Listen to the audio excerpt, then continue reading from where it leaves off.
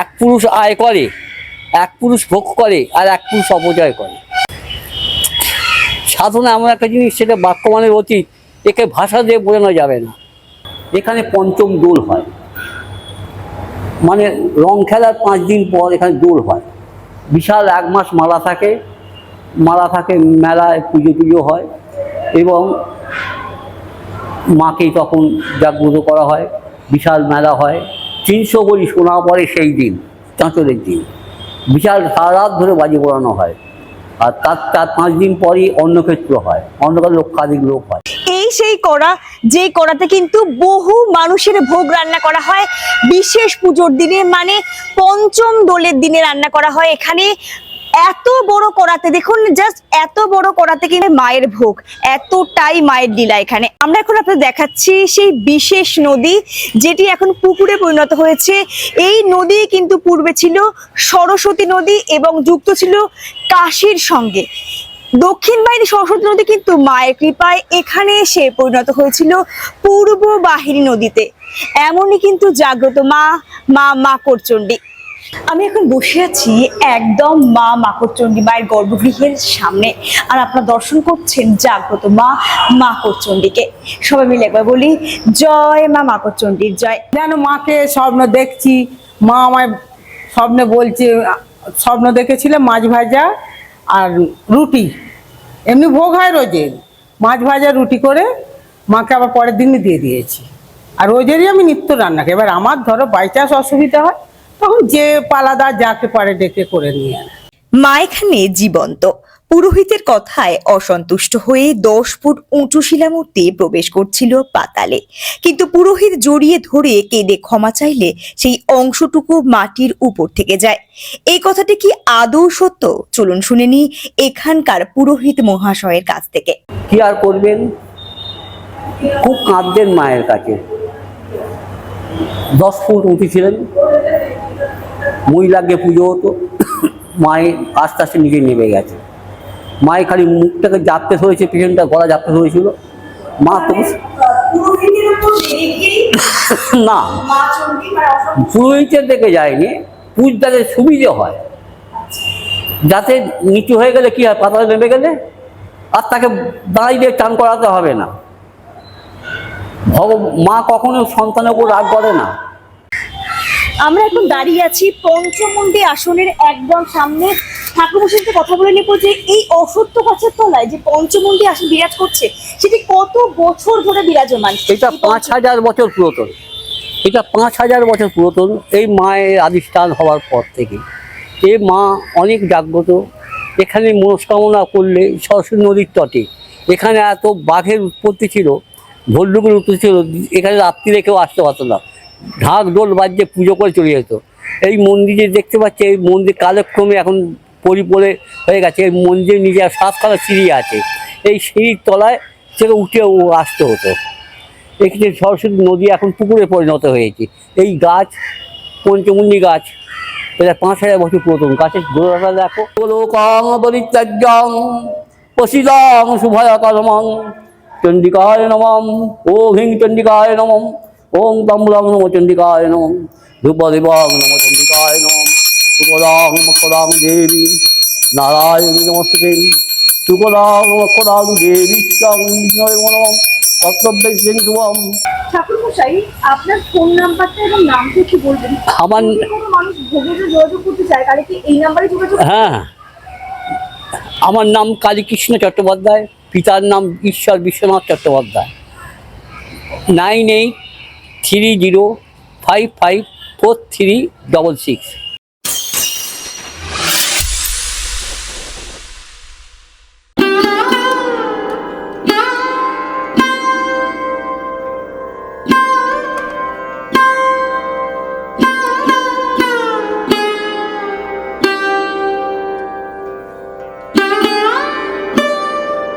প্রায় 600 বছরেরও বেশি পুরানো মাকড়চণ্ডী মায়ের মন্দির, যা অবস্থিত হাওড়া জেলার ডোমজুর থানার অন্তর্গত মাকড়দহ গ্রামে।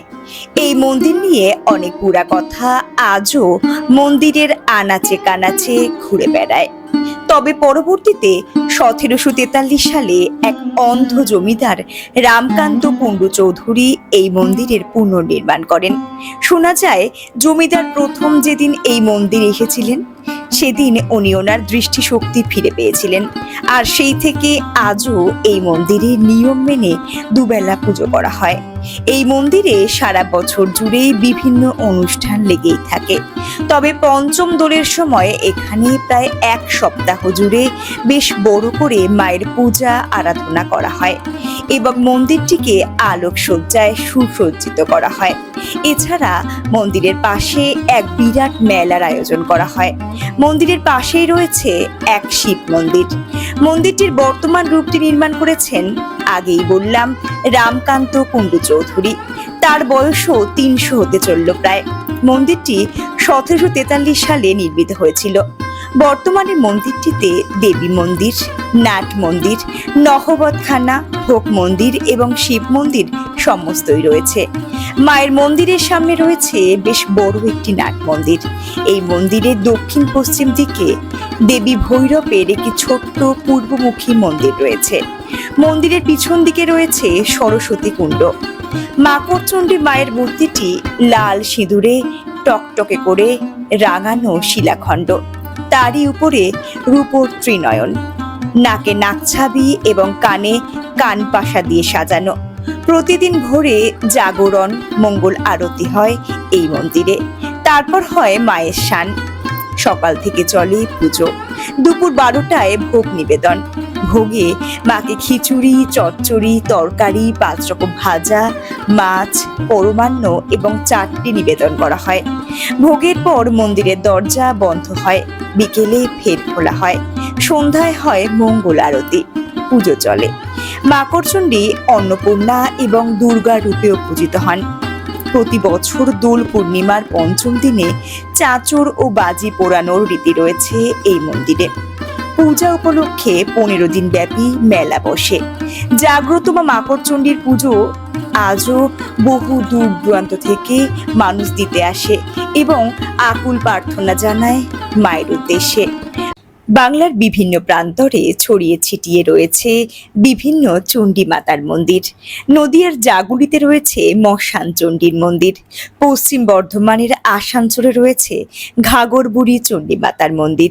প্রতিটি জায়গাতেই কোনো মূর্তি নেই, শিলাখণ্ডে পূজিতা হন দেবী চণ্ডী। আসুন এই মাকড়চণ্ডী মায়ের ইতিহাস শুনে নি পুরোহিত মশাইয়ের কাছ থেকে তার মুখে। মা এখানে কিভাবে প্রতিষ্ঠিত হলেন? আজ থেকে 5000 বছর আগে শ্রীমন্ত সদাগর বাণিক কাব্যমঙ্গল চণ্ডীতে আছে। শ্রীমন্ত সদাগর এখানে বাণিজ্য করতে যাচ্ছিল, তার হঠাৎ তরি বন্ধ হয়ে যায়। আটকে যাওয়ার পর স্বপ্নাদেশ পায়, এখানে মাকে পুজো করে। এটা হচ্ছে প্রতিষ্ঠা করে না, পাতার সময় ওটা। যেখানে কালীঘাটে দেখবে ঘর নেই, কেন মা আদিস্থান হয়েছেন, সেখানে ঘর নেই। দক্ষিণেশ্বরে যাবে, যে দেখবে সামনে প্রতিষ্ঠা হয়েছে, সামনে ঘর থাকবে। এই জন্য মায়ের, এই কারণে এখানে মায়ের কোনো ঘর নেই। যেখানে প্রতিষ্ঠা হয় সেখানে ঘর থাকে, এখানে প্রতিষ্ঠা নয়, মা আপনি উঠেছেন স্বপ্নাদেশে। স্বয়ং বিষ্ণুর সঙ্গে মা আদিস্থান করছে। চণ্ডীর কিন্তু অষ্টপূজা, দুর্গা দশপূজা।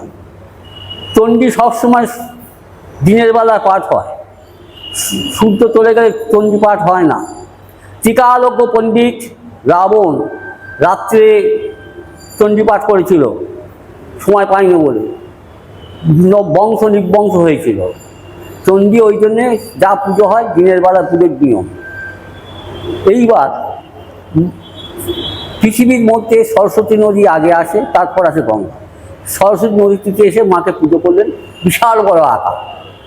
এইবার আস্তে আস্তে কালক্রমে বহু বছর কেটে যাওয়ার পর এখানে কুণ্ডুরা, নীলকান্ত কুণ্ডু ওখানে লেখা আছে, দেখবেন 200 বছর আগে, 500 বছর পর 200 বছর আগে দেখবেন ওখানে লেখা আছে। 200 বছর আগে মাকে প্রতিষ্ঠান করেন, একটা ব্রাহ্মণ নিযুক্ত করেন। যে ব্রাহ্মণ এসেছিলেন উড়িষ্যা থেকে, তার নাম জনার্দন চট্টোপাধ্যায়। তিনি এত মন্ত্র শক্তি তেজ ছিল, বর্ধমান রাজার কাছে এসে শুকনো ফুলটাকে জাগ্রত করে দিয়েছে মন্ত্রের দ্বারা, শুকনো জবা ফুলটাকে জাগ্রত করে দিয়েছিল। তখন দান নিয়েছিল, দান নেওয়ার পর যখন দেশে গেল তখন তাকে তেজ্যপুত্র করা হলো, দান নেওয়া চলবে না, তুমি দান গ্রহণ করেছো। চলে আসতে বর্ধমান রাজার কাছে এলো, এসে বিনয় করতে এইখানে তার বর্ধমান রাজা আঁদুল রাজাকে বলল। আঁদুল রাজা তখন এটা 200-500 বিঘে সম্পত্তি আদিষ্ঠান সেই ব্রাহ্মণকে দান করলেন এবং এই পুজোরই নিযুক্ত করলেন। মায়ের মন্দির হলো, বিশাল আকার মন্দির, সব কাদার ঘাটনি, তখন সিমেন্ট বালির তো কাজ ছিল না, সুন্দর কারুকার্য সব নষ্ট হয়ে গেছে কালক্রমে। তখন বিড়লা কোম্পানি স্বপ্নাদেশ পেয়ে সাইডে দিয়ে গেছিল। এইভাবে হবার পর মা তখন অনেক উঁচু, আস্তে কালক্রমে আস্তে আস্তে মানুষের শরীরে বৃদ্ধ অবস্থা হয়, সিঁড়িতে উঠে চান করাতে মায়ের কষ্ট হয়। সেই ব্রাহ্মণের কষ্ট হতেন, আমাদের বংশধর, কি আর করবেন, খুব কাঁদতেন মায়ের কাছে। 10 ফুট উঠেছিলেন, মহিলাকে পুজো হতো, মায়ের আস্তে আস্তে নিচে নেমে গেছে। মায়ের খালি মুখটাকে জাপতে ধরেছে, পেছনটা গলা জাপতে ধরেছিল। মা তো না, পুরোহিতের দিকে যায়নি, পুজোটাতে সুবিধে হয়, যাতে নিচু হয়ে গেলে কি হয়, পাতায় নেমে গেলে আর তাকে দাঁড়িয়ে চান করাতে হবে না। মা কখনো সন্তানের উপর রাগ করে না। এই পুজোর নিয়ম অনুযায়ী ভোর 4টে থেকে 6টা একটা মঙ্গলারতি হয় মায়ের, তারপর 9টা থেকে 10টা পর্যন্ত পুজো হয়, তারপর হয় 12টায় ভোগ হয়, তারপর 12:30টায় মায়ের বন্ধ হয়ে যায়, মাকে বিশ্রাম দেওয়া হয়, তারপর 4টে খোলা হয়, আবার 4টে খোলার পর 8টায় আরতি হয়। ঠিক ঘড়ি কাঁটার মতন এখানে সব কিছু হয়। মা খুব জাগ্রত। একটা কাহিনী বলি শুনুন। একটা নার্সিংহোম আছে, নামটা ভুলে যাচ্ছি আমি। পৌষ মাস রাত্রির 8টার সময় গাড়ি করে 3-4টে গাড়ি করে নেমে এসে বলছে, ঠাকুরমশাই, আমার মা বললো শালটা ফুটো হয়ে গেছে, ইঁদুরে কেটে দিতে, শাল চাইলো। আমি ভাগ্যমানে বলছি, আমি কেন, পরশু দিনে কালকে আমি শাল পাল্টেছি, আমি বলি শালটা তুলুন না। তুলে দেখি 2টো বড় বড় ইঁদুরে গর্ত করে দিয়েছে, বড় বড়। তাকে মা স্বপ্ন দিয়েছে, দিয়ে ওই শালটাকে গায়ে দেওয়া হলো মায়ের। মা স্বপ্নের ভক্তকে, এবং যাতে তার শালটি আবার পুনরায় তাকে দেওয়া হয়। হ্যাঁ, সেই ভক্ত আবার শাল দিয়ে দিলে মায়ের উদ্দেশ্যে শাল দিয়ে গেলেন। সরস্বতী এই পৌষ মাস, ডিসেম্বর মাস, পৌষ মাস হচ্ছে ডিসেম্বর মাস। পেছন দিয়ে সরস্বতী নদী দেখবেন এখন পুকুরে পরিণত হয়ে গেছে। প্রচুর বিশেষ পুজো কবে সম্পন্ন হয়? বিশেষ পুজো হয়, অন্নক্ষেত্র হয়, চাঁচর হয়, সেটা ঠিক রং খেলার 4 দিনের মাথায় চাঁচর হয়, 5 দিনে পঞ্চম দোল হয়, ভোরবেলা রং টং খেলা হয়, এখানে রং টং খেলা হয়। মা কিন্তু অনেক উঠেছিলেন। আর কিছু জানার আছে?